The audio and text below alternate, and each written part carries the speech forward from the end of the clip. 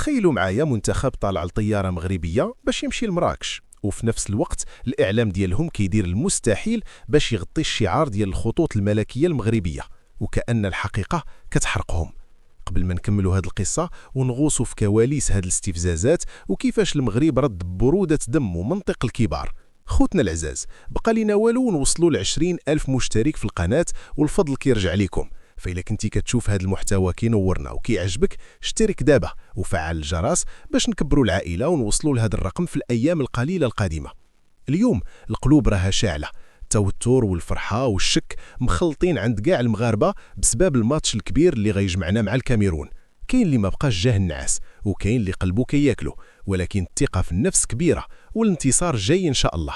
التوقعات كلها كتمشي لنتيجة 2-0، وخا الكاميرون منتخب ماشي سهل وعنده تاريخ وكاع الاحترام ليه، ولكن الثقة في الأسود وفي الطاقم التقني واللاعبين بحال بونو وحكيمي والمرابط والدراري كاملين ما عندها حدود.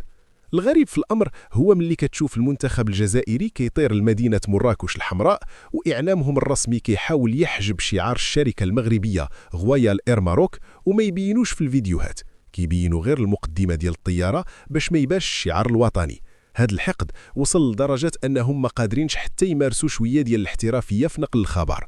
بالرغم من أن هذه الطيارة هي بيدها اللي ممنوعة تدوز فوق الأجواء الجزائرية من 2021، دابا هي اللي كتهز المنتخب ديالهم وبكل مسؤولية، لأن المغرب كدولة وكمؤسسات كيتعامل بمنطق الكبار، وشعارنا ديما هو الاحترافية، والنجاح هو اللي كيرد على النبح. وحتى في الكواليس ديال الكاف كانت كاينه معركة هادئة ملي تراجعوا على تعيين حكم جزائري وعينوا الحكم الموريتاني لمباراة المغرب والكاميرون. هادشي كيبين أن المسؤولين المغاربة والجامعة حاضرين وكيديروا خدمتهم نقية باش يحميوا المنتخب من أي تشويش، وحنا دابا مرتاحين من جهة التحكيم.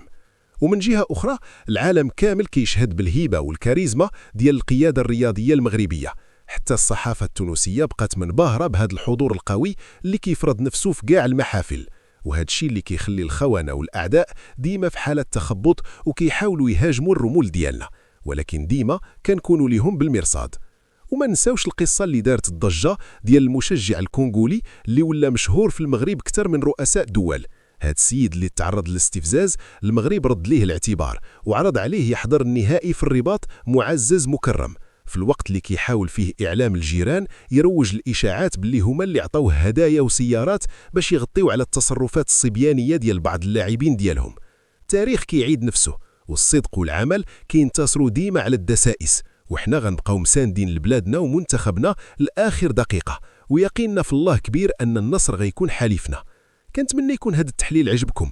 خليوا لنا التوقعات ديالكم في التعليقات وقولوا لنا واش حتى نتوما حاسين بنفس التوتر.